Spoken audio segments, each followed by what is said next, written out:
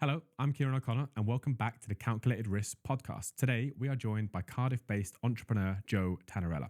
He is the founder of PodEngine.AI.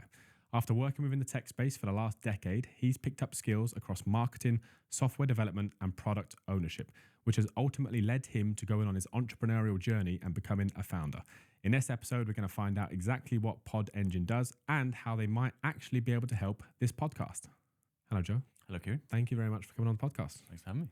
I know one of the main reasons you said yes to come on a podcast is to get a copy of the book. It's the only reason. Because you haven't had one up until now. No, I've heard all about them. So Thank you very much. please look after that. I'm sure that will be taken home and read. Straight in the safe. Yes, of course. Yeah. We like to start the podcast the same way with everyone that comes on. And it's all to do with risks. I am really fascinated by people's risk-taking tolerance and the risk they've taken over their career. So think back to the beginning of when you started working professionally. What was the first big risk that you took and how did it play out for you? Yeah. You say professionally, this might be a little bit unprofessional, so it's an interesting story, but I failed to get into university. So I did my A-levels. I didn't get what it took to get into Swansea or Cardiff or anywhere else. And that led to me taking a year out and getting a new one. And so in that year, I did kind of, not really consciously at the time, but what I did was think, how else can I leverage this year to learn new skills, do other things? And so I put out an ad on Gumtree. I don't know if you call this a risk, but it was kind of, I'll make you a logo, and if you like it, then pay me. If you don't like it, don't pay me. And I think I got super lucky because this gentleman called Tarek responded to the ad, and he said, I live literally 500 meters down the road from you. I'm creating a hardware product called the Magic Scan. And 15 years later, this is hard to imagine now this, but it was a scanner that you kind of ran across a piece of paper, and it scanned the item, printed it to a PDF on a memory stick, and you put that to your computer. Anyway, so I did all the branding for that weird product. I had no place doing any sort of logo design, branding, anything at all. And so that small risk led to a lot more work from Tarek that year. And, I'd be driving around Cardiff and I'd see a car wash and I'd be like, oh yeah, I did the design for that. Or on Whitchurch Road, if people know that in Cardiff, there was like an accountancy. And I was like, oh yeah, I did the logo for that. It's like, I'm not a designer. I've got no place doing this, but kind of one thing led to another. And I just got more freelance work from that. And that led me to other things that I did during university and then beyond, really. It's funny that you say that, where you drive around, you can see places you've done the logo. It's normally like a construction person that would say, oh, I built that. Yeah. I did the brickwork for that. But that's really interesting that did you have any background in logo design before you posted this, or do you think I'm just going to go for it and see what happens? I just went for it. That's kind of one of the principles I live by. There's a Richard Branson quote, which is, if someone asks you to do something, say yes, and then learn if you don't know. And I kind of preempted that and I just put myself out there. Didn't know how to do it, and I just started doing it. And I'd be on sort of various types of forums where people would be asking for logos, and I'd say, look, if you like it, give me a couple of quid. And that's kind of how I learned. It's incredible.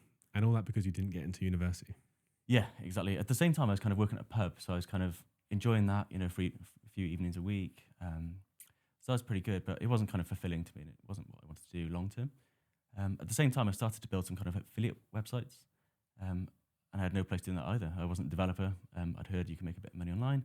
So I've got quite an addictive personality, a bit of shiny object syndrome, if you will. So if I tell myself you might be able to make a bit of money creating logos, then what am I going to do? I'm going to go put myself out there and try and get paid to do that. So I did that for logo stuff. I did that for, a few affiliate websites. They made a couple of quid, not much, but one thing led to the next. And that's how I became kind of a self-taught developer. And then that led to kind of really where I am today, which is more of a jack of all trades, in all honesty, but led by those skills. And we'll come on to that now, but let's fast forward to now the founder of PodEngine. What's your risk tolerance like now? If you were to view a risk before taking it, how do you make that decision, and what do you think about? Good question. I'd say if you ask my friends or family or business partner, I think they'd say I'm quite risky. I think there's a relationship between risk and focus.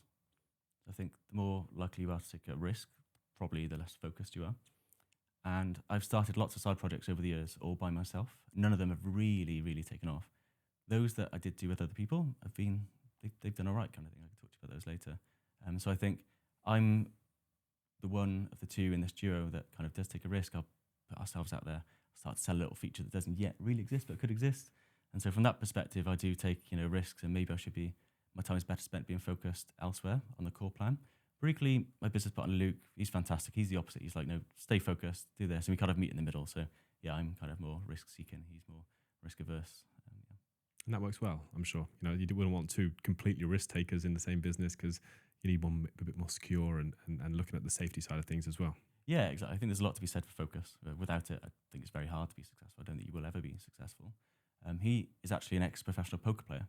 And so that's kind of how we met initially 15 years ago. And so he's very comfortable with risk as well. But I think, if you're comfortable with risk, then you kind of know the value of focus as well.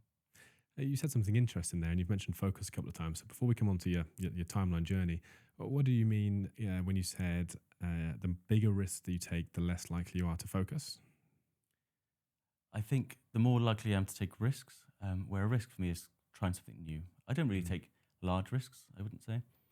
Trying to think of any really significantly big risks I've taken. The biggest one actually was starting this business, which was 2 years ago. I quit my quite cushy, comfortable job to go self-employed and basically go down to zero and work for my savings for a couple of years and everything else.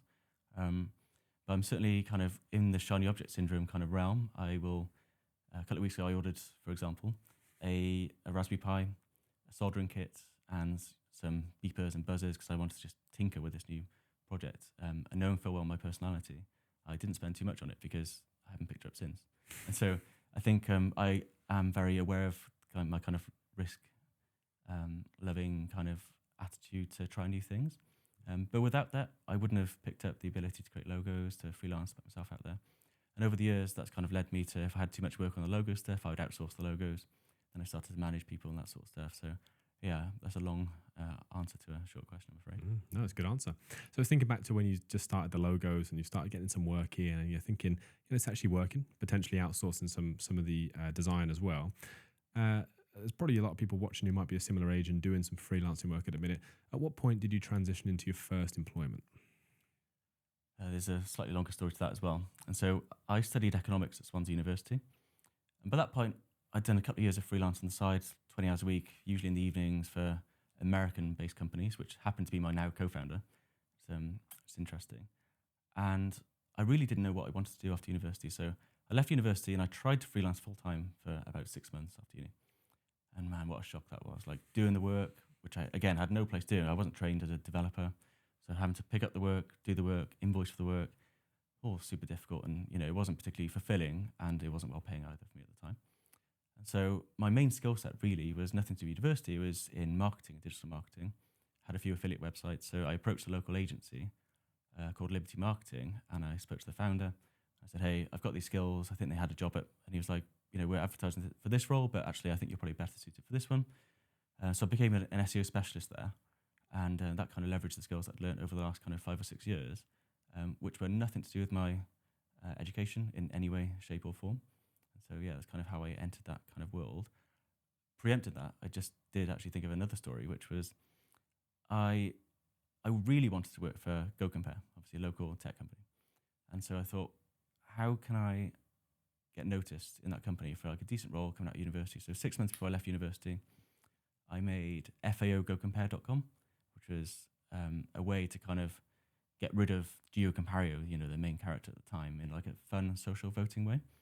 And I sent it to Hayley Parsons, the founder and a few other of the C-suite, and I had an interview. And so I spent all day in GoCompare. It was amazing. My heart rate was going kind of like it is now. And it was fantastic. And the last question of the day, and I kid you not, I was there for about 6 hours, was, do any of your friends or family work for any of our close competitors, such as Confused.com? And my girlfriend, now wife, and this is 15, 16 years ago, had just started working at Confused, literally about 3 or 4 weeks earlier. So obviously I was honest. I said, yeah, actually, this is the case. And the whole room went silent. There were about 3 or 4 people in there. And it turns out I had a phone call a week later saying, look, we'll either hire both of you or neither of you. So that's the situation. So then I took that into a positive and I created ConfusedMeetJoe.com. Got an interview at Confused.com for a developer position. And that turned out to be another funny one because the person interviewing me was like, you could probably maybe do the job, but you're just going to be bored really quickly, aren't you? So didn't get that job either. So I'm guessing you and your girlfriend at the time didn't accept the GoCompare position. No, she was really happy at Confused. She's still there actually. Loves it. Wow. So this is 15, 16 years ago and you got your first job as an SEO specialist. I know SEO has been around for as long as that, but it's only more prevalent in like the last 5, 6 years. So it's become really, really popular with the rise of Google. You said you've got shiny object syndrome and you might get bored easily. How interested were you in SEO and like how quickly did you get results as well? Great question. So I put my finger in a few different pies. And so, affiliate marketing is where if you bring traffic to a website and someone clicks your links for products, you can get paid a few percentage commission. And so there are a few interesting stories here. So one of them was Sony were due to announce their new handheld console, very eagerly anticipated. So I watched the press conference. It was like early hours of the morning. I was in university at the time, in my halls. And the goal for me of watching that press conference is to know what they were going to call it. So the second they announced the name, I was on one of the domain websites. I bought up a bunch of domains. All the exact matches was great. And off those, I built some like auto blogs. So they started to earn a couple of pounds a day. So the one I chose was SonyNGPOnline.com. So, after a few months, he's doing like £1 a day, £2 a day. I'm thinking, I'm going to be rich. It's amazing. This is it, finally. Until they announced the name change for the product to the Sony PSP. So that was an interesting old story. And then the traffic just dropped off a cliff like this. Started a few more. There's camperbrain.com, which is a camper van affiliate website. It's a fun one. They were more for kind of profit and to learn. So every time I do something new, I always have to learn a new technology, a new database, a new way of doing things, new design, outsource at a new marketplace, anything at all. It doesn't matter, because that means that if the project's not successful, at least I am personally. So personal development is very important to me. There were some other interesting side projects though. Do you recall Alan Rallan when he sent off, I think, Sam Warburton in like one of the big games about 15 I don't think years so. ago? Maybe if I watched it. Yeah, so it was an outrageous decision where it was a really big game. So I thought, how can I turn this into, again, an interesting side project? So I made stopalanrallan.com, which is the way, my goal was to see, can I make money from like affiliate marketing through email newsletters and gambling products? And so you could print off a mask of Alan Rallan's face, take it to the game with you. So I had it went viral on socials and had a few thousand email subscriptions. And there was like an auto follow-up sequence to make money, from affiliate deals after the game, because obviously they're interested in gambling. Until someone said, I'm taking this to police. Alan he's just doing his job. Actually, there's people here causing uproar and he's just doing his best. Like, in no way should you be doing this. So I was like, okay, take the sign down. So I've got lots of stories like that and I can regale them all day. But, as you're speaking, I can really tell that you pick up things quite easily. I want to do things relatively quickly. It's shiny object syndrome, like you said. I'm quite fascinated because I wouldn't say I'm like that. So I'm interested. At what point after you start something new do you then get bored, and why do you get bored? If you look at my Strava, you'll see how long it takes, because my period of running goes up for about 3 weeks, 4 weeks, and it's back down. And a few months later. Yeah, honestly, like when I have an urge to kind of learn new tech or do something new, I know full well, unless it's showing like huge results and I really need to keep at it. I've probably got 3 or 4 weeks of real hyper focus in me. People might be familiar with that as being an ADHD term. I'm not sure if I have ADHD. I think I probably do. But yeah, probably 3 or 4 weeks, and then that kind of leads to something else, which I probably wouldn't have learned if it wasn't for that initial period of kind of hyper focus. I bet there's some people watching this who probably relate to that and may have shiny object syndrome or certainly have tendencies like that. You seem like you've done a lot of self-analysis. So what would you say the pros of that are, and then the negatives? Yeah, that's a fantastic question. So over the last few years, I've been significantly more introspective. So I think during COVID, we all had a lot more time to think. I was working from home anyway and I was stuck at home. And I went through a period of burnout. And that resulted in me having a therapist, which was amazing. Definitely kind of recommend that, whether you feel like you need one or not. And what a therapist teaches you, or at least taught me, is kind of there are certain principles that you can live your life by. And so this particular type of therapy showed me that if you can rate yourself out of 10 for maybe it's your career, maybe it's your life, maybe it's exercise, seeing friends, whatever it is, rate where you would like to be or where you think you should be and where you are today. Wherever the biggest gap is probably the area of your life you're neglecting the most. And so that's something where quite often I do, because I work from home, my business partner's 8 hours time zone difference behind us. So I'm often working in the evenings, but that means that I'm neglecting exercise, as we talked about earlier, or maybe it's family. Family is the most important thing to me, so it's often not family, but it does sneak up on you. And I think burnout I'm far more aware of these days, and I try to put measures in place.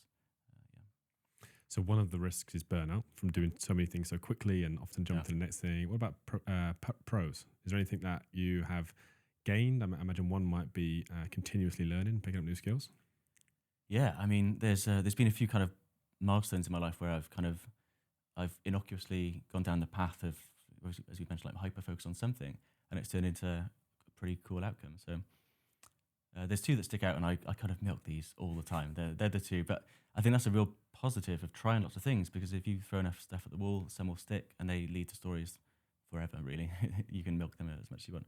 So one is during my brother's kind of wedding period, which was about 10 years ago, he asked me to be his best man for his wedding. And I'm not a confident public speaker. I certainly wasn't back then. I'm still not now. And in the Mr. and Mrs. Style quiz on the hen and stag do, turns out that Sir Richard Branson was Chris's hero. Chris is my brother. So I thought, how can I turn that into a deflection from me standing up in front of 100 people talking about Chris? Which, we got on great. He's only a couple of years older than me. It's fine. But wouldn't it be cool if Sir Richard Branson could leave a message for Chris via video? And so I set out 2 weeks before the wedding, which probably is a bit too late. It says a lot about me. I built dearsirrichard.com, which is still live today.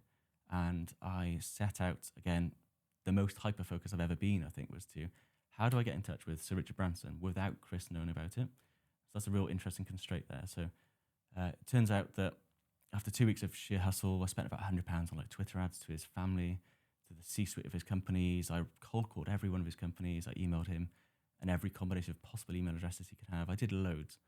And we walked into the church on the morning of the wedding, and unfortunately, checked my phone, there was nothing there. And I prepared the speech just in case.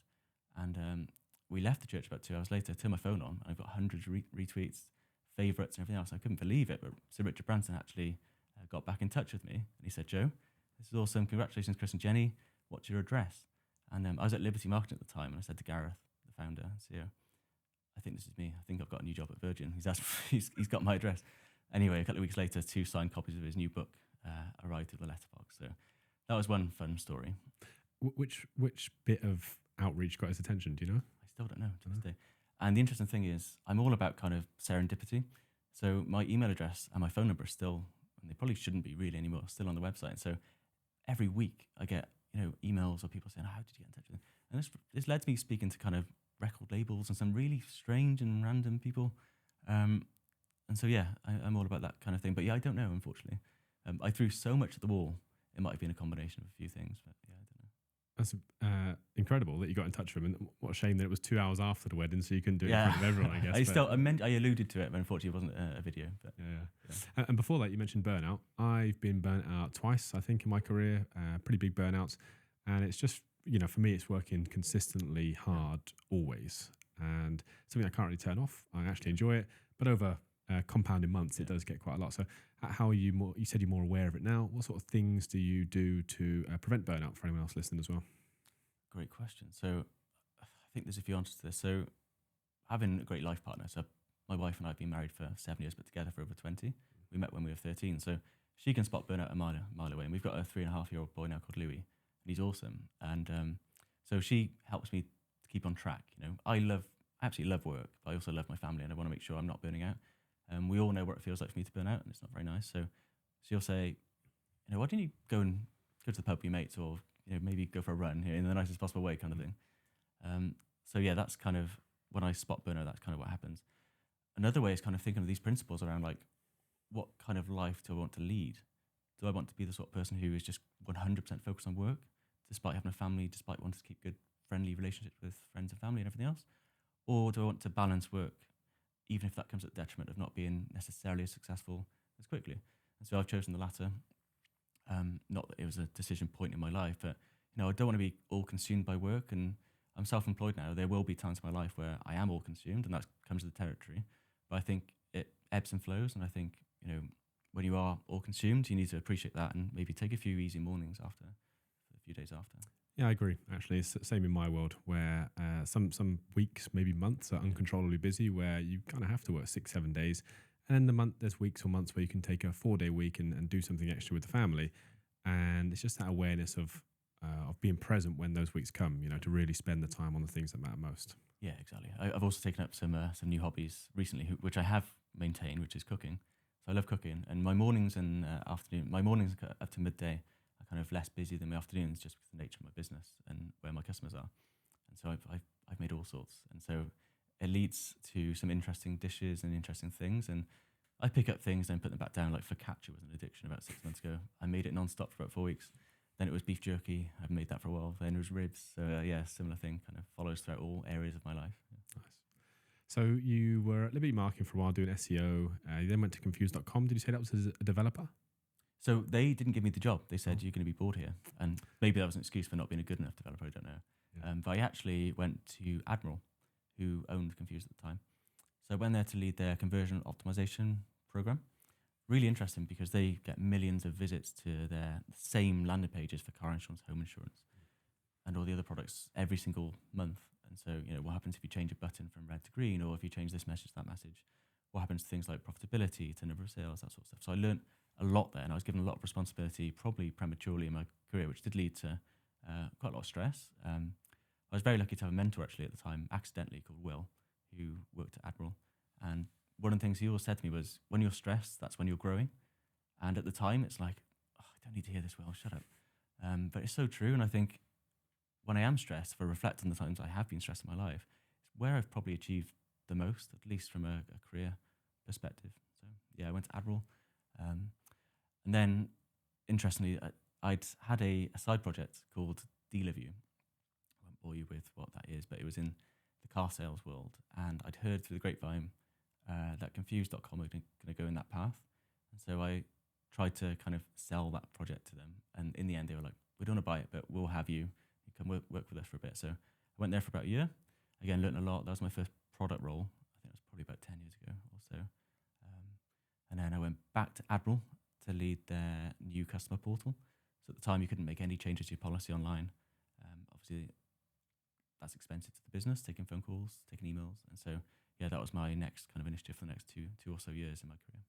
So that was your first product role, and that was 10 years ago? Something like that. Yeah. And then since then, have you stayed in product consistently for 10 years? Stayed in products, always in financial services as well, kind of accidentally. So I was at Confused for a year or so, Admiral for a couple of years. And then Admiral was a great company. I loved it. I would recommend it to anyone. I think for me, the nature of my personality is to try things really quickly and to be hands-on. So I wasn't quite getting that, and there's no disrespect to Admiral, which is the role at the time. I kind of achieved what I wanted to achieve there. So I went to a different company in banking, again, completely accidental. I don't love financial services. In fact, it's pretty boring most of the time. So Backbase is a great company. They're based in Amsterdam. They've got a big office in Cardiff. So I worked there as a product manager, leading a lot of kind of American banking capabilities. And that was pretty good, but the type of product management there was not really what I was looking for. And so I think as a principle, in terms of where can I excel in a role, it's trying lots of things really quickly. It's speaking to users. It's literally picking up the phone, walking down the street and speaking to them, seeing what they want, that sort of stuff. Whereas for that company, they were selling, $10 million contracts to banks. And so I couldn't speak to the users of their product. I was speaking to the director of whatever, who was then leading a team of 10, who were then leading a team of 10, who were then building this product. And so that didn't really inspire me. And so my next role was to go to Crowdcube, which is the leading equity crowdfunding platform. And I was there for about 4 years, learned a hell of a lot. I was managed by an amazing chief product officer called Amy. Learned a lot from her. And I ended up becoming the VP of product there. Again, financial services, regulated industry, which does kind of keep you in check. It means that you can't do any fibbing when it comes to products or what you say. Everything's like compliance signed off, which is pretty cool. Different now in the podcast world, although I still have morals. And yeah, that was my last full-time position before doing what I'm doing now. So I know what a product owner is, and I know you will as well. Some people that I speak to who are early on in their career, and there's two actually in mind, who are trying to transition from software dev to product ownership and product management. If you had to explain what a product owner or manager does, depending, how would you explain it in a few sentences for people listening? That's a great question. So as a business, there are lots of different problems you can solve, right? And you probably have the capability to solve any at any time, but some are more valuable to solve than others. Some might be easier to solve than others. Some might have a better uptake or retention for your users than others. So I think being a good product manager is identifying the right problem to solve at the right time, and then kind of inspiring and leading a team to go and build a solution to that problem. That's probably how I'd articulate it. So you said trying to find the right problem or solve the right problem at the right time. Yeah. How would they do that? Are you suggesting they would actually speak to the end customers if possible? Yeah, absolutely. I mean, not every product is end customer facing. So there's a lot of product teams which exist solely internally. So for example, at Crowdcube, there was a team that existed to make the internal processes more efficient. So AML checks, making payments to the companies who are raising, that sort of stuff. Because the better product you build for the internal teams, the faster they can work, the more efficient your business. Maybe you can bring the cost down as a result, that sort of stuff. But yeah, it always comes back to what problem you're solving. Unless you can articulate that, then like why you even work on anything, and also who you're solving it for. What happens when you launch it? That's a good description. I've got a interesting topic which comes up quite a lot. That is people management and leadership. And most of the people we speak to have had some good leaders and some bad managers. And that's all down to personal preference, right? You know, some people just get on better with certain people. Some people prefer a way of working. From all your years as an employee, a few different companies, you know, thinking back, what parts of being reporting into someone did you like? And then on the opposite side, which parts did you not enjoy as well? Good question. I think being given direction without having your toes trodden on is really important. But equally, it's possible to be empowered too much, and then you get into the whole world of imposter syndrome. And that's kind of where I've ended up being a few times. Am I doing the right thing? Am I not? And then you go and speak to your manager. It's like, no, you're doing fine. It's like sometimes you want a bit more feedback than that, don't you? Even if it's generally bad feedback or negative feedback, it's more easy to kind of react to. And so I think, yeah, being empowered based on here's the outcomes we're trying to achieve as a business. Here's where you fit into that. And here's where I think you might be able to excel. And so, you know, we don't need a weekly check-in necessarily, but I'm going to empower you to go and solve those problems. I think that's really important. I think the opposite, on the same spectrum, opposite thing to that really is being micromanaged, like given a task list, like go and do this to the nth degree. I think that leads to a feeling of not feeling appreciated, or I've got more skills to offer here. Why am I just working on this specific task list? You know? So it's a fine line there. You know, autonomy is good. You know, go do what we want you to do. We trust you. Yeah. But then you also want feedback at the same time to know you're doing the right thing and doing it in the right time frame as well. Yeah, absolutely. I think a lot comes down to your workplace as well. Like, what risk tolerance does your workplace have? So if it's a smaller company, say it's a startup, then it's probably fair game to go and try a few more things. Maybe that's why they hired you. Maybe it's worth agreeing that up front. You know, what is your risk tolerance? Whereas if it's a publicly traded company, Admiral, then perhaps don't go and survey 1,000 customers about a product that doesn't yet exist. You know what I mean? Yeah. And you've worked in both startup environment and some of the large companies like Admiral, let's say. What are the biggest differences in the ways of working? Oh, that's a good one. How long have we got? So I think Admiral might be a rare exception because they weren't, even though they're very large, they're not necessarily very slow. And so they were pretty innovative from that perspective. I think a smaller company, it's easier to be empowered to speak to all other parts of the business. You can build better relationships with all other parts of the business as well. So if you imagine Admiral, they probably have like 10,000 people, something like that. Managers reporting to other managers to other managers. Whereas at somewhere like Crowdcube, 100 people, you can go direct to the founder, CEO. You can go direct to every head of department. Not that you should necessarily, but if you're blocked on something, if you've got an idea, as long as that's part of the culture, I think that's something that A, should be encouraged, and B, is absolutely possible. To a point, obviously, you don't want everyone reporting in directly to every person, but that's a pretty big difference, I think. Yeah, I think that's really powerful. You may or may not know from our world that we only work with startups as well. And we often speak to people who are either coming from startup and going to another startup, or someone who's never worked in a startup, might be coming from a larger company, maybe not like a enterprise 10,000, but certainly like a 500, 700 employee company. And sometimes they work and sometimes they don't, because it's just a culture shock and a way of working shock where the pace is different. You maybe not often, you haven't been exposed to the whole business before, and you've got the CEO, founder asking you questions before you've had a manager and you can hide a little bit. So yeah, I'm always fascinated by the startup versus larger company. But I do think from all the work that we've done, working in a startup is one of the best ways to advance your personal growth. 100%, yeah, I couldn't agree more. I think, I guess there's a tangential answer to that as well, which is if you have the time to do your own things, because ultimately a startup means that you're empowered to do more things. But where can you be the most empowered? It's by doing your own thing. Even if it's on a small scale. Anyone can buy a domain, anyone can spin up a Wix website or whatever it is. Anyone can spend £100 on ads, right, to run traffic to it. That's something I've done a few times. I've learned a lot from just doing that. And so I think a principle I've always lived by is kind of invest in myself. And not even on a big scale, not going to conferences, I don't care about that, but in terms of building things myself, which I can directly learn from, where there's zero risk to trying other than my time typically. So, yeah. That's a good topic. We'll come on to that just now, investing in yourself. I've got one more on the product side of things. Again, for all my experience, I know that the product area will likely speak to, software, data, C-suite, and whatever else. I know sometimes there's, what could we say, clashes or disagreements between software and product. Through your experience speaking to an engineering team, what do you wish they understood more from a product side? It's interesting. I think if you can take 100,000-foot view and agree on the problem you're all trying to solve, I think things become a lot easier. I think what happens is there's a lot of assumptions that maybe the product team makes that they feel that the technical team already are aware of. And they might have been told 3 months ago, but sometimes things bear repeating.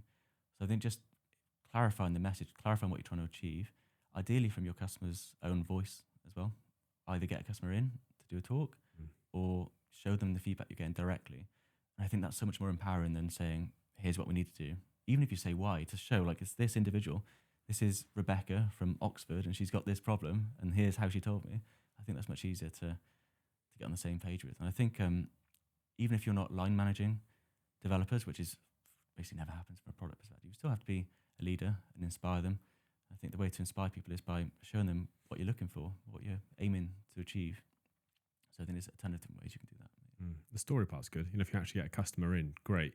But certainly tying it to a real life scenario, this company here has this problem, this is what we're solving, rather than, hey, it's coming from Joe in product, a real life tangible story. Yeah, everyone wants to work on something that matters, I think, at the end of the day. And I think how you define what matters to you differs to me, differs to everyone else in the room. And so, for a developer, often they're thinking about maybe it could be the next step in their career. They want to work on like a slightly sexier technology. So how can you plan something in the roadmap to inspire them where they might be able to get, a week to have a little play around? Maybe it's not the right fit, but, you get them on side. As long as it's what's right for the business, I think it's really important. So, yeah.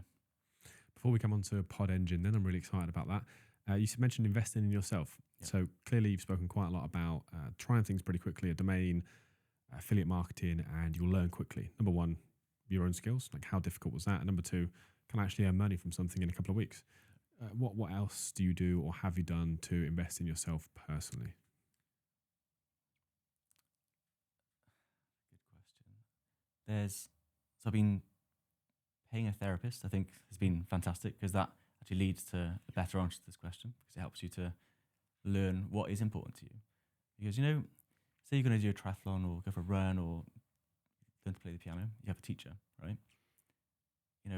No one teaches you how to live your life or like what principles to use when you live in your life. And so that's where I see a therapist fitting in. It's kind of, do you feel yourself burning out? Oh, here are some tools, tactics, techniques you can use to kind of address that.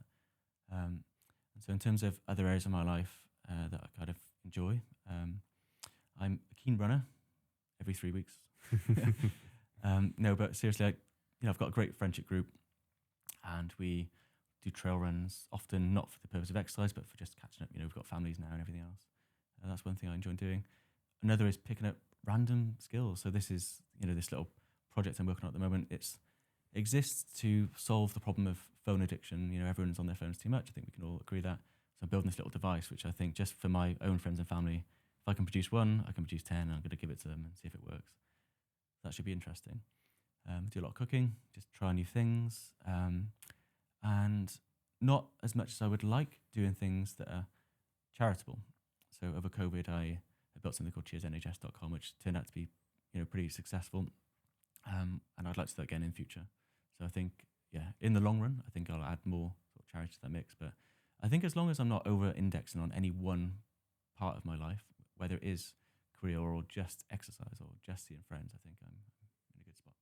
Yeah, I agree actually, and that's something I think I'm pretty good at, and will continue to improve. Is being well-rounded in different areas. So I don't want to be just really good in my physical life and the socials down here and businesses up here. I kind of want to be moving, physical, social, financial, and business move all at once. Yeah. Like you said earlier, it might take a little bit longer, but I'd rather not shoot up here for business, get burnt out, and then my health is trying to play catch up. Yeah. And I think a therapist is really good for that.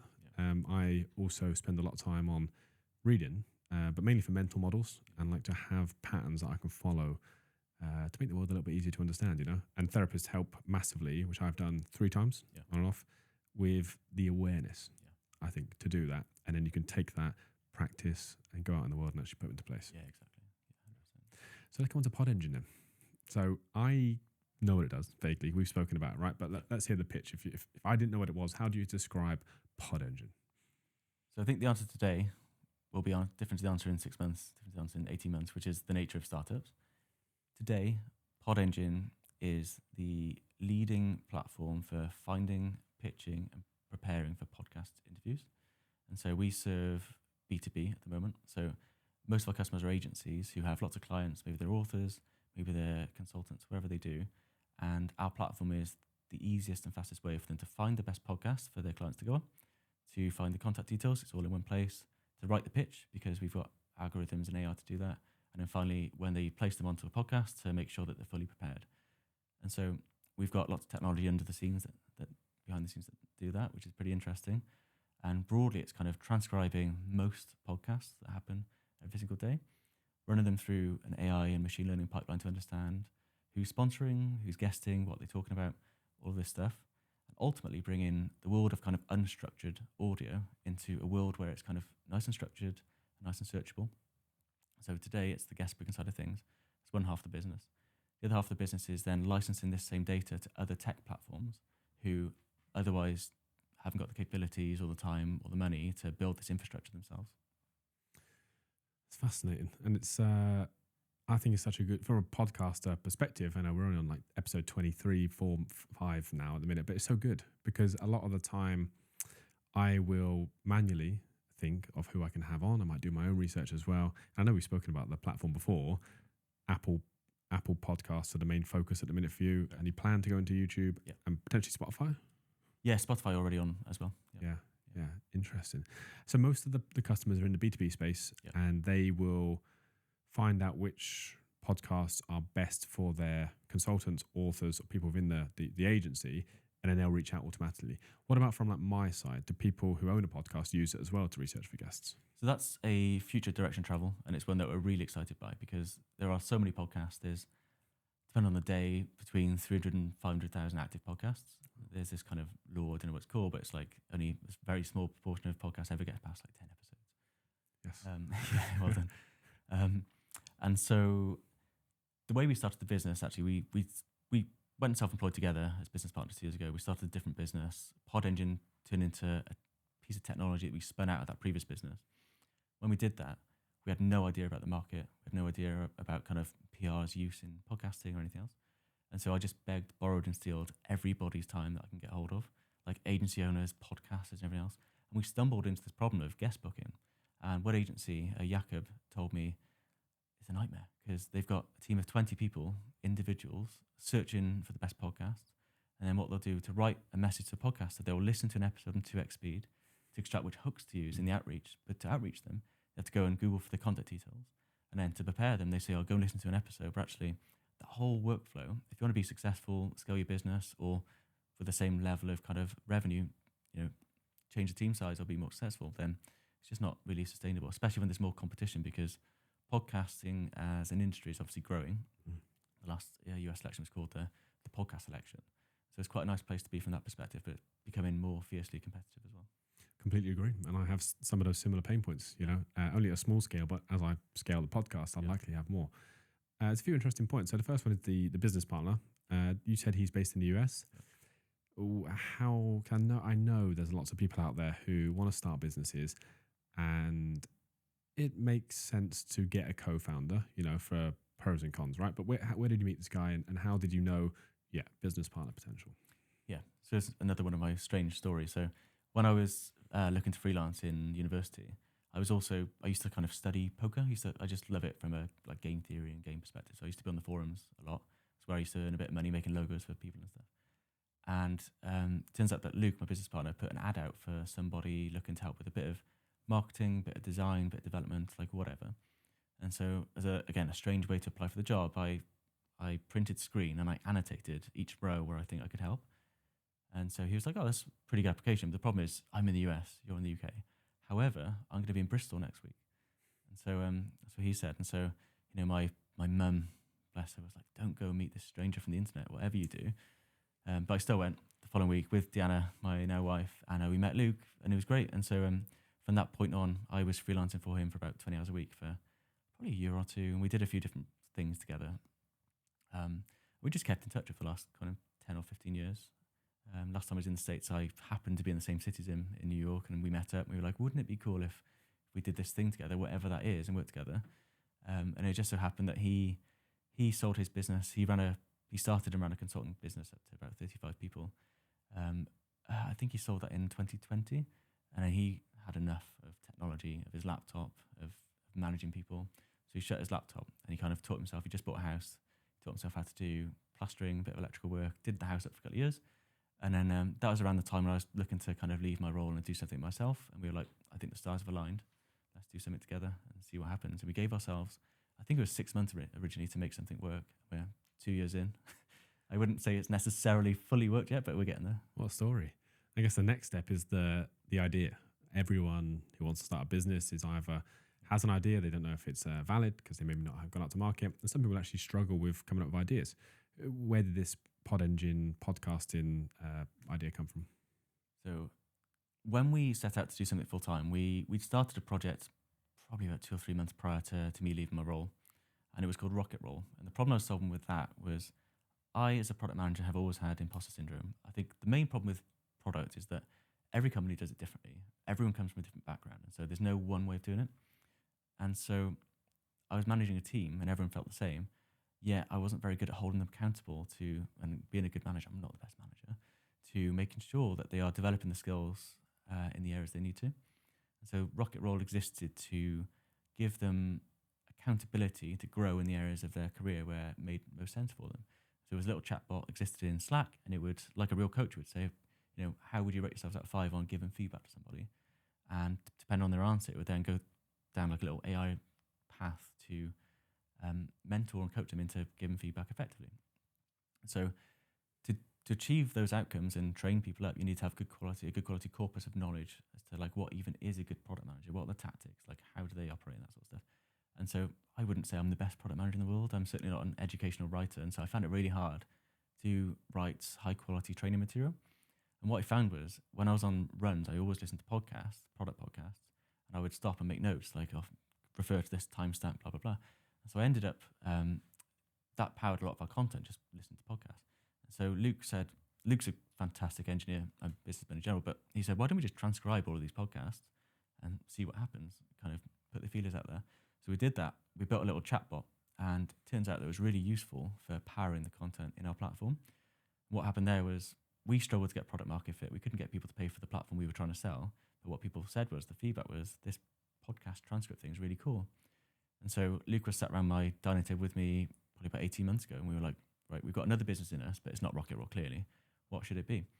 And so we did the classic. We put 2 landing pages live. One was, it was a SaaS for sales called Fall in Touch, because it's hard to kind of, enterprise sales is difficult, right? And like long sales cycles. So how do you keep falling in touch through various signals? And then the other landing page was, well, clearly there's something in this podcast data. We don't know where it is yet, but let's put something live and see what happens. So the page we put live was, tell us some keywords you care about, and we'll tell you when they're mentioned on podcasts every week. And the sales SaaS got like 1 sign up after 2 weeks, and the podcast thing got like 50. And a few weeks later, we turned it into like an accidental media monitoring solution. And a few people signed up and started paying us. We were like, well, clearly this is the path. A bit I missed there was, in terms of principles, what would we like our next business to be? Because Rocket Roll wasn't it. Like, it has to be something we're passionate about. It has to be something that is absolutely AI first. And there are a bunch of other things there. But yeah, that was the story. You mentioned then on Rocket Roll, you were struggling to get product market fit, assuming you had built a product or an MVP at that stage. I know a lot of people be interested in like how long that took to build. And then if you're happy to share, like how much was the financial investment on that before you actually had something and gone out to market? Because some people think it takes like 9 months, 12 months. But I know it can take less than a month, depending on how fast you work. So, yeah, share as much as you like. So I think, so Luke is the main developer for everything we do. So we don't have any external kind of development fees. I dabble with a bit of development. So between the two of us, we can create things. The question is like, how long is too long to wait until you launch something? Ultimately, you can launch with a landing page. And I actually did that. I launched with a press release, a product about 10 years ago called IneedThatMug.com. it actually got into Wales Online. The premise was, sorry, slight tangent here. The premise was for any business, someone does the tea round, and they always forget who has what, Kieran, coffee, 2 sugars, milk, whatever. And so I built like a printing solution. So that's, you'd print your preferences on your mug, sell it to offices. Anyway, Wales Online said, this is great. Can you send us a picture of one? I don't actually have one yet. So I had to Photoshop a picture of it. I don't know if they know this yet, but the article's still live. But anyway, you can start from as little as a landing page or a press release. Doesn't really matter. The main thing is that you're building with somebody and their problems in mind, and also that you have a commitment from them that they will buy the solution if it solves the problems that they've talked about. Now, like, you can't do that with one individual. Ideally, you get a few, and that's how we started last year. We ran a pilot with 5 guest booking agencies. So it took about a month, I think, to get 5 on board. We understood all of the problems. It took us behind the curtain. We knew guest booking really well. Then we spent, it was meant to be 6 months, actually turned into over a year, solving those problems. But now they're all on board, and they're getting value out of it. So. Well done. How do you work out the price on how to sell something so early on? Do you price it too much? Did you price it too little and it's hard to increase? What did you do? If you find out the answer to that, please let me know. Because I think there's a common thing in kind of founding companies, which is people tend to price too low and then they increase their price over time. That is something that we've done. So we started out on free, then we went to $50 a month and 100, and now up to kind of 1,500 a month. There's people paying many thousands for the data as well. And so it's like, how do you price? I don't know. I think ultimately you have to keep a keen ear on the market. I don't really keep track too much about what our competitors are doing because, we know our customers really well. We know what the value is that we're solving for them. And we know if they didn't have PodEngine, how much it would cost them otherwise to solve that same problem. And we still come under as a no-brainer. I think put the feelers out there. There are certain techniques you can use to ask them, if you're on a call with someone, you've really took the time to understand the problems that they have, like I'm sure you do in recruitment. You can kind of say, look, let's say we solve these problems exceptionally well and PodEngine is an absolute no-brainer for you. Like, what's like the absolute floor of the price which would make it, I'll buy this, through to a ceiling. Like, if it was more than ceiling, then I probably wouldn't pay. And they'll give you a range typically, and then you can just land somewhere in that range. One problem we have is that, our pricing was transparent on the website for a long time, which anchored the high-value customers to $100 a month. So we took the price off and we went into a book a demo kind of style of sales, which is, I don't like it personally. I find it really annoying having to book a demo, but it means that, and we price consistently across all of our clients, but it means that when they come to us, we can understand their problems first and we can talk about price at the end, assuming we're a good fit for them. Yeah, this is an interesting one because everyone has personal preferences when it comes to that. Personally, I find it really frustrating when I go onto a website and there's no price. I've got to book a call because if it's priced at $10,000, it's like, well, that's going to be way too much, but I don't know that. But if it's priced at 500, I might be interested. So have you found it's been better? And I'm quite happy with a demo, by the way. I really, really enjoy having a demo before buying a product. So have you found it's been better removing the price and going to demo? And have you even tried price and demo as well? I think it comes down to what is your goal. So I think our goal is to sell to guest booking agencies. So they're companies who do nothing other than place their clients as guests onto podcasts. I'm not even talking necessarily about PR agencies, because I know that if we get those guys on a call, we will close them at a 90+% conversion rate. And at that point, price is obviously a factor, but it's less of a factor. So I think if we could ignore everyone else, and this comes back to focus, it's really hard because it means you're saying no to people, or they're just simply not going to book a demo, which they might otherwise convert at a price.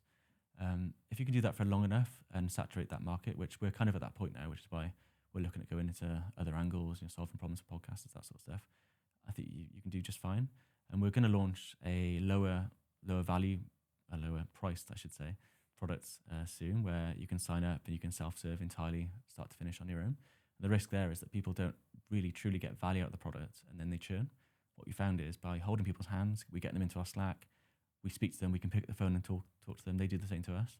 Then not only are they less likely to churn because the relationship's there, but also if they have a question, they know how to use the product, we can explain to them. Whereas when it's self-serve, you can't do that so well. That's a good point. So I've been thinking the whole podcast, about PodEngine, and you're 2 years in now? Yeah, about 18 months into PodEngine specifically, yeah. So what's kept you so interested, right? Because you've got the shiny object syndrome, you're always trying something new. Yeah. Well, why have you stuck around for 18 months? What's been different with this one to anything else? There are so many problems in the podcasting world that can be solved by really high quality structured data, I think. And also there's a lot of room for a lot of competitors as well. So for example, the whole guest booking world, there are existing solutions for guest booking. Our take on it is that we're going for the high value, small number of players, which are guest booking agencies. Over time, maybe we can come down market and build a lower price product for everyone else. There are problems we can solve for advertisers, problems we can solve for podcasters, for PR agencies. We're doing media monitoring, sentiment analysis. We can build newsletters for people interested in recommendations for what podcasts to listen to. There's just so many things that we can do. I think we've got a lot of conviction that with our direction of travel, I think I can say this for the last 3 to 6 months. Before then, I probably wouldn't have the same conviction. I think we can make it work. Now, obviously, it's not like an overnight success. Far from it. It's really difficult. But now we've got a good foothold in the industry and we kind of know enough people where we can say, okay, we've solved the guest booking stuff. Now we're coming to your stuff. Like, should we meet up for coffee or I'll come to London, whatever. And let's focus on that. So that sounds like one of the biggest ones. So there's loads of problems that you can solve. You're not going to be finished at one. You've got different industries, different problems as well. Do you also think having a co-founder, because I'm just assuming the ones that you've done previously have been a solo founder, has the co-founder helped with accountability, direction, and saying, hey, Joe, come on, we need to get into it? 100%, yeah, absolutely. Yeah. I don't think I could do a business without a co-founder, to be honest. Partially because of my nature, shiny object syndrome, and partially because it's such a slog. There are days, today I might go home thinking I've had a fantastic day. Actually, I will do that. Good. Yeah. But for any reason, you might have a good day or a bad day, and there's no rhyme or reason. And I think unless you've got someone on the exact same wavelength as you to talk to about that, quite often they're on the other page and they can either lift you up or, if they're having a bad day, you can bring them up, that sort of stuff. I think to do it on your own would be very, very difficult. And also, we complement each other's skills quite a bit. So he's great in some areas, I'm great in others. And so I think we just overlap. Yeah, I agree with that as well. Like the solo founder journey, which I'm on, it's very difficult because, weirdly, if I was doing sales, for example, for a day, I might speak to 15 people, which would be a really good day. Yeah. And I might have 5 good conversations, book 2 meetings, but ultimately, because that's not revenue directly coming into the business that week, you still think, oh, that's not a good day. When actually it really is. And I think that's one of the reasons why I invested in a couple of non-exec directors for the business to have that bird's eye view, look down, hey, am I doing the right things, sort of direction. It's just good to speak to someone. Yeah. But I definitely like the co-founder compatibility. And I've always admired that in other people who have found someone that works really well with them. Yeah, absolutely. I think another angle, like if you look at the market of anything you're working in, if you've got conviction on something that no one else agrees with, then I think it's really hard because you're constantly trying to sell something to them. And no one likes being sold to, do they? So that's a really hard position to be in. Whereas the opposite could be true. Whereas if everyone agrees that a thing is a problem and you might be the person to solve it for them, that's what happened with the Cheers NHS thing, where just high level, people want to say thanks to NHS workers during COVID, and we opened up the ability for them to do that by donating a Just Eat voucher to them at random. That was the easiest thing ever to get market share for. Well, market share, there was no market existing, but people wanted to solve the problem, and they had nothing else to do than talk about it. So if other people agree what you're doing is a problem, I think it's far easier to sell to them, or at least get their feedback. That sort of stuff. Earlier in the chat, you mentioned mentors. I think you had one previously. Stage you're at in life now, founder, building business, co-founder in the US. Do you have anyone around you from a mentor perspective or someone that you bounce ideas off, external to the business? Yeah, I think I've got a few. Beyond my cat who sits on my windowsill every day at my home office, there's my brother I speak to daily. He's a business owner as well himself, a bit further along than me, or a lot further along actually than me. And he's very wise. He's not so techie, but I think brings a very good perspective. We get on really well. There's my wife. She, Deanna, hello. She should be watching. She keeps me in check in a lot of ways. So she kind of mentors me from like more of a personal development point of view. I think don't get too consumed with work or any one thing. And then over the years I've had a few. There's been Will at Admiral, Amy at Crowdcube, and Luke. To be honest, my co-founder now, Luke, was my mentor, really all the way through to starting a business together. So I'm really lucky to have him kind of on side as a business partner. And so from a learning perspective as well, I know you said that you learn a lot by doing, actually picking things up, just getting started. And then podcasts, do you, because of your business is within the podcast, are you sick of them now? You listen to so many, transcribe so many, or do you still use that as the main way to learn via audio? I'm just thinking books potentially or anything else like that. Mainly learned by audio. Yeah. So I think my favorite podcast is My First Million. Not sure if you're familiar with that. It's fantastic. I've listened to every episode for like the last 2 years, Same and they post every 3 days, I think, don't they? And they just don't post quick enough. Yeah. And I'm listening to the same. I'm refreshing my feed to see if it's there. The Robert Greene one, which was out just recently. I've listened to that like 3 times. I listened to that on the way over. Oh, did you? Yeah. That's actually my favorite podcast. I just love the vibe in it. I love what they talk about, the quality of the content. It's just relaxed. They've done really well. Yeah, 100%. I think that kind of scratches the itch for me, which is like, what's possible? Like, what business could you start, become a millionaire overnight, all that sort of stuff. But, not grounded in reality necessarily. Are they a client, by the way?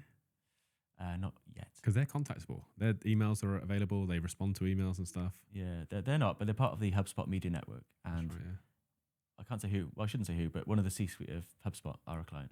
Okay. Pretty cool. One of our first clients, actually. I don't know how he found us. I should probably ask. But, yeah. I mean, another reason I listen to podcasts is to learn. So, I really immerse myself into podcasting. There are podcasts that talk about advertising of podcasts, and podcasts talk about how to be a good guest, all that sort of stuff. And so I basically rinsed on repeat the best episodes from this podcast. I built a relationship with the podcasters themselves. It's a good way to get a foothold in the industry. So yeah, I do listen to podcasts a lot. Not as much as I'd like. So that's one excuse to go for a run or to go for a little walk around the block. Let's imagine 5 years down the line, everything's gone really well with PodEngine. Things are going well. You're in different markets and stuff. What do you have an end goal at this stage for the business? Do you have an understanding of how big this could potentially be if things go well? I think the end goal is to continue building a kind of cash flow business that kind of allows us to try out and experiment with different ideas and solve different problems. Ultimately, it'd be great to exit for hundreds of millions, but let's live in reality for a sec. I think we're on that path. We'd like to be going faster than we are, obviously. I think everyone kind of does. But I think, to continue working on PodEngine, it's such an inspiring industry. I've met some amazing people from it. And like we said, there's so many problems to solve. And we're just really, I'm sure everyone says this, but we're just getting to the start line now in terms of data. So we spent 18 months building the world's best infrastructure for analyzing podcasts at scale. Like, there are so many ways and directions we can take that. So one is building the API business, and the other is actually building the verticalized applications on top of our own data, which is what we've started to do now. So yeah, I think, and then in the long run, I'd like to go back into kind of tech for good and kind of build out some stuff there, using my kind of skills and knowledge to benefit charity or humankind or something in some other way. Nice. That's just reminded me of a story. Didn't you meet the Prime Minister for a Tech for Good recommendation that you mentioned? I did indeed, yeah. That was the cheersNHS.com story. So again, like high level, people during COVID, the only way they could say thank you to the amazing NHS workers was by clapping every day. And it kind of didn't quite hit the spot, did it? And I saw someone post on LinkedIn saying he happened to be in a coffee shop, he saw a nurse in front of him, so he bought them a coffee. And my hyper-focus at the time, this was February 2020, was this weird disease that's hitting Iran, northern Italy, and has closed down the healthcare systems. I was getting really stressed because obviously it's going to happen to us because our healthcare system and our government have done nothing different. And so actually made my mum cry at one point. I was like, Mum, this is like early March. I was like, there's this thing called COVID. People are getting ill. You're not exactly young. She's not old either. She's pretty fit and healthy. But I was like, just take it easy. And I said it so many times on every visit. She was like, Joe, you're scaring me. I think, in hindsight, it's probably right, but we could have approached it in a different way. Anyway, I knew that other people were going to have the same problem of wanting to thank our NHS. And so I just bought the domain cheersNHS.com. And as I mentioned earlier, when everyone can agree on a problem that needs solving, kind of built a team of probably 10 or so people, colleagues and friends. I kind of said, we need some developers, we need some designers, just anyone who can help to grow this business or charity. And the premise was that we did a partnership with Just Eat. And so the premise was that healthcare workers sign up, they create a profile. And if you would like to say thank you to an NHS worker, you buy a Just Eat voucher through our system, and it would match you at random with any NHS worker in the country. And when you buy it, you can leave a message, like thank you, lots of messages, very heartfelt. They're still online, actually. And when the NHS worker gets notified via email that someone's bought them a meal for the night, they can respond with another message. And so that kind of matchmaking of messages back and forth is absolutely amazing. And we took sponsorship from some amazing local companies. So Admiral, Go Compare, Confused, naturally all contributed, I think, £10,000 or £15,000.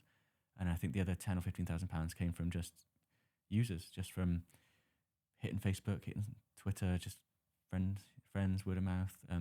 Actually, my little claim to fame is I spoke to Rod Gilbert quite a bit because I think he found out about this somehow.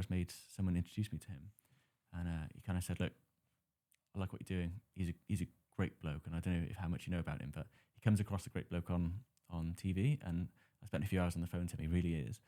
And he kind of said, "Look, I really want to help, but I just need to learn a bit more about you." And so I was pacing around the garden one day on the phone to him. Again, everyone's on lockdown. It's such a surreal experience. And he's trying to like suss me out, really. Is this a scam? And he was saying that if this takes off, then you will have some of the press trying to find out every negative thing about you. And then that will come back to me if I help you. It turns out, hopefully I haven't done anything negative in the past, and it was like mildly successful. We raised 25 or 30,000 pounds. And then, yeah, after that, a few months later, I was on a beach up in North Wales in our camper van, and my phone rang. There's no number. I almost left it, and it was the Prime Minister's office, and they said, "Oh, we'd like to nominate you. Or we've actually awarded you this award called the Point of Light Award." I was like, "No way!" I put it on loudspeaker. I was like, "Listen to this," and yeah, it turns out it was legit. They sent an email, and that's an award that they give to people doing things that are generally good for the country, kind of thing, off their own back. And we had a Zoom call with Prime Minister Boris Johnson at the time, which was pretty cool. A bit gutted because if it wasn't during COVID, it would have been in person. But still, the notes behind me on my wall, and I still milk it as much as possible. What a story. Well done.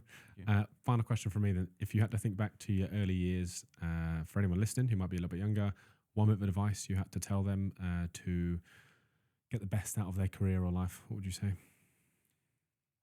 I mean, the principles I live my life by, I can only share. It wouldn't be fair to share other ones. So I think one is, if someone asks you to do something you don't quite know how to do it, say yes, because you can absolutely figure out. Like YouTube, Googling, trying and failing, it doesn't matter.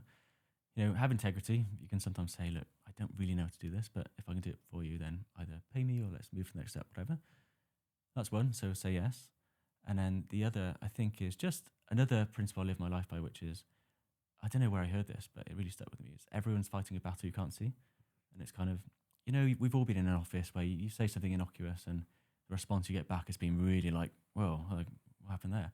I think just like let your first word be a deep breath and then come back to it, because you don't know what's happening to people, on a daily basis. So I think, and that stands you in good stead for work, life, family. Those are 3 very good principles, Joe. And I've really enjoyed this podcast. I appreciate you coming on. Likewise, thanks for having me. And that's it. That's the end of the podcast with Joe. For anyone that's interested in his product, PodEngine.AI, you now know how to get a hold of him. I know exactly who I'm messaging as soon as I get out of this studio. Please don't forget to like, comment, and subscribe, and we'll be back next week with another episode.